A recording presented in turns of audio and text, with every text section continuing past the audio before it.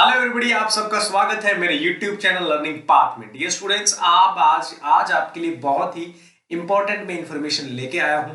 जिन्होंने HPSC Haryana public service commission में group B की जो पोस्ट आई थी लेक्चरर पोजीशन पे, उसके बारे में ये वीडियो है। उस बेसिकली वैकेंसी की शॉर्टलिस्टिंग आ गई थी। स्टूडेंट्स को बहुत सारा इंतजार था कि वो जो सिलेक्शन है, वो भर्ती है, वो कैसे होने वाली है, एग्जाम होगा या सीधा इंटरव्यू होगा, किन किन बच्चों को शॉर्टलिस्ट किया जाएगा। बहुत सारे ऐसे सवाल थे। चलिए उन सारे सवालों का जवाब मैं आज आपके लिए लेके आया हूं थ्रू एन एग्जांपल। चलिए शुरू करते हैं। सबसे पहले मैं बात करूं तो 3 ब्रांचों का शॉर्टलिस्टिंग यहाँ पे आई है, जैसे कि एग्रीकल्चर है, प्लास्टिक इंजीनियरिंग है। ठीक है, तो 3 ब्रांचों का बेसिकली यहाँ पे शॉर्टलिस्टिंग आ गई है। देखते हैं क्या शॉर्टलिस्टिंग है, कौन कौन शॉर्टलिस्ट हुए हैं और क्या क्या मैंडेटरी यहाँ पे पैरामीटर रखे गए हैं। तो इन पैरामीटर के थ्रू हम अपनी जो भी रिस्पेक्टिव ब्रांच में स्टूडेंट्स ने अप्लाई किया था, उस ब्रांच में सबको पता लग जाएगा कि यहाँ पे आप क्या क्या बेसिकली किस वजह से आप बाहर हो सकते हैं। चलिए मैं अगर यहाँ पे बात करूं तो जैसा कि मैंने आपको बताया कि यहाँ पे ग्रुप बी की जो पोस्ट थी वो निकली है प्लास्टिक टेक्नोलॉजी की। फिलहाल जो आप देख रहे हैं ये लिस्ट होगी आपकी प्लास्टिक टेक्नोलॉजी की। तो यहाँ पे देखिए 10 कैंडिडेट का बेसिकली चेक किया गया था। तो आई थिंक प्लास्टिक में 10 कैंडिडेट का फॉर्म जो है वो भरा गया था, मतलब बहुत ही कम कैंडिडेट थे प्लास्टिक टेक्नोलॉजी में अप्लाई करने वाले। इनमें रिजेक्ट होने वाले देखिए आप, जैसे सबसे पहले है आकाश यादव। आकाश यादव का जो है उसमें रोल नंबर 1 माना गया है। इसका रिमार्क देखिए आप, candidates BTech degree is in plastic engineering with first division as per advertisement. Essential qualification for the said post is bachelor and master degree और technology degree in plastic technology. आप ये मान लीजिए कि इन्होंने एसेंशियल क्वालिफिकेशन में plastic technology लिखा हुआ है। अगर किसकी प्लास्टिक इंजीनियरिंग है तो भी बेसिकली आप एलिजिबल माने जाएंगे, आप एलिजिबल नहीं माने जाएंगे। मतलब अगर आपका प्लास्टिक टेक्नोलॉजी में नहीं है और सिर्फ उसमें प्लास्टिक इंजीनियरिंग भी लिखा हुआ है तो भी आप बाहर हैं, चाहे सिलेबस भी सेम क्यों ना हो आपका। तो सबसे पहला पैरामीटर तो ये हो गया है कि जो एसेंशियल क्वालिफिकेशन में वर्डिंग दे रखी थी नोटिफिकेशन, ऑफिशियल नोटिफिकेशन में, वो आपकी होनी चाहिए, अदरवाइज आप यहां से बाहर हो जाएंगे। सेकंड देखते हैं, जैसे कि यहाँ पे है देवेंद्र कुमार चांद। तो इसके अंदर बीटेक इसकी केमिकल टेक्नोलॉजी है और plastic chemical technology plastic technology and with second division and MTech है केमिकल इंजीनियरिंग में। तो अगर केमिकल इंजीनियरिंग में है तो प्लास्टिक तो नहीं होगी, मतलब कि उसकी बैचलर थी केमिकल टेक्नोलॉजी प्लास्टिक टेक्नोलॉजी में और एमटेक केमिकल, मतलब तो दोनों ही डिग्री उसकी एसेंशियल क्वालिफिकेशन के हिसाब से नहीं है। तो ये महाजन भी जो है रिजेक्ट हो चुके हैं। फिर आइए मनजोत कौर की बात। यहां पे देखो इसके अंदर नेम में करेक्शन है। यहां पे एप्लीकेशन में मनजोत कौर है, डिग्री में मानसीपुरी है।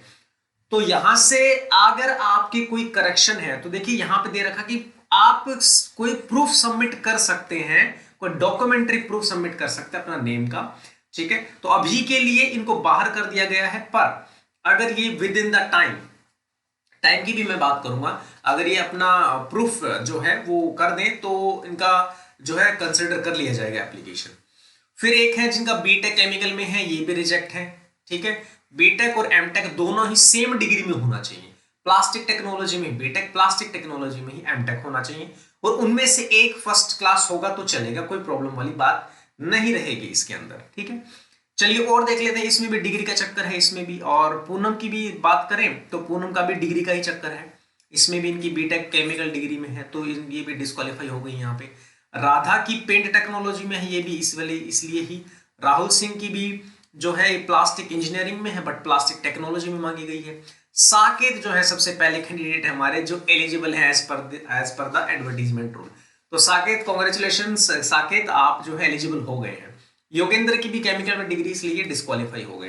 तो भैया सबसे पहली बात तो ये है कि आपकी जो डिग्री है वो एसेंशियल क्वालिफिकेशन के हिसाब से डिट्टो वही की वही होनी चाहिए, अदरवाइज आप तो हो जाएंगे बाहर रिक्रूटमेंट से।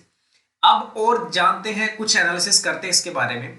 जो भी कैंडिडेट ऊपर वाली लिस्ट में रिजेक्ट हुए हैं, अगर उनको लगता है कि उनका कैंडिडेचर जो है वो गलत रूप से रिजेक्ट हुआ है और अपनी कोई सफाई पेश करना चाहते हैं तो आपको टाइम दिया गया है। आप sr2hpsc@gmail.com पे अपना कोई जो भी आपका डॉक्यूमेंट है वो डॉक्यूमेंट प्रूफ इनको मेल कर दे। कब तक?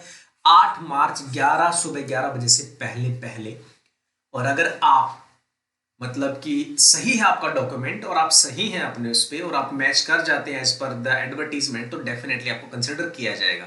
तो ऐसा नहीं है कि बस आपको डिस्क्वालीफाई कर दिया आपको कोई सुन नहीं रहा है, नहीं, विंडो दिया है भाई, एचपीएससी ने आपको विंडो दिया, उस विंडो में जो भी है आप उसमें देख लेना।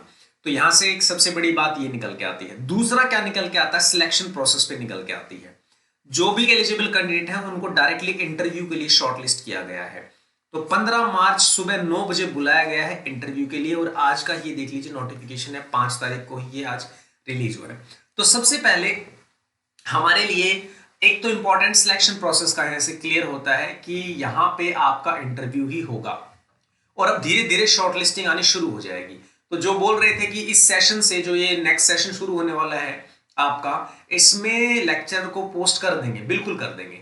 धीरे धीरे हर एक ब्रांच का यहाँ पे आपका शॉर्टलिस्टिंग आती जाएगी, इंटरव्यू आपके स्केड्यूल होते जाएंगे। मैं आपके लिए इस जो ये पोस्ट है लगातार आपके लिए वीडियो बनाता रहूंगा, जिस भी पोस्ट के लिए जिस भी ब्रांच के लिए आती रहेगी, और कोई भी इंपॉर्टेंट एनालिसिस होगा तो डेफिनेटली मैं आपको यहाँ पे बताऊंगा। यहाँ पे अपने 2 एनालिसिस निकलते हैं। सिलेक्शन प्रोसेस का बिल्कुल इंटरव्यू होगा, बिल्कुल इंटरव्यू होगा, ऐसा कुछ है नहीं सकता कि इंटरव्यू ना हो। सिलेक्शन इसमें एग्जाम नहीं होगा। दूसरा ये है, जो भी बच्चे यहाँ पे एलिजिबल होंगे एज पर द एडवर्टीजमेंट, मतलब बहुत सारे बच्चों का डाउट ये भी था कि हो सकता है कि ज्यादा से ज्यादा मार्क्स वालों को बुलाया जाए, ज्यादा से ज्यादा मार्क्स वालों को बुलाया जाए, ऐसा नहीं होगा। अगर आपने मिनिमम क्वालिफिकेशन बेयर कर रखी है तो आप बिल्कुल शॉर्टलिस्ट होंगे इंटरव्यू के लिए। बहुत सारे बच्चे ऐसे कह रहे थे कि पीएचडी वालों को ही बुलाएंगे अगर ऐसा होगा, तो नहीं भाई, बीटेक और एमटेक एसेंशियल क्वालिफिकेशन है, पीएचडी एसेंशियल क्वालिफिकेशन नहीं है, ठीक है।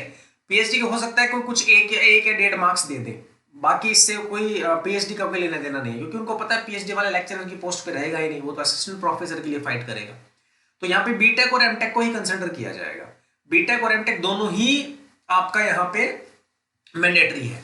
और जिन्होंने अपना यू कैन से कि दोनों साइड मार्कशीट नहीं दी है उनका भी डिस्क्वालीफाई होगा, क्योंकि मैंने पूरे नोटिफिकेशन पढ़े हैं। जिन्होंने अपना मार्कशीट का कन्वर्जन फॉर्मूला नहीं दिया है वो भी डिस्क्वालीफाई होंगे।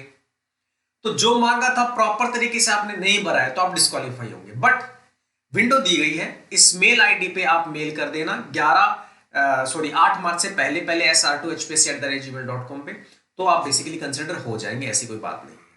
तो भैया इंटरव्यू होने वाला है, ठीक है, जो भी शॉर्टलिस्ट होंगे उसका कोई एग्जाम नहीं होने वाला, और आप सब इंटरव्यू के लिए क्वालिफाई करेंगे अगर आपके एसेंशियल क्वालिफिकेशन आपके होंगे। डियर स्टूडेंट्स, अगर वीडियो अच्छी लगी हो तो शेयर कीजिएगा, लाइक कीजिएगा, और चैनल को सब्सक्राइब भी कर सकते हैं आप, ताकि लगातार ऐसे ही अपडेट्स आते रहें इस वैकेंसी के रिगार्डिंग भी, और आगे आने वाली जितनी भी आपकी वैकेंसीज रहेंगी। तो चलिए, thank you so much, and मिलते हैं फिर से नेक्स्ट वीडियो में। नेक्स्ट वीडियो कीजिए इंतजार, तब तक के लिए नमस्कार।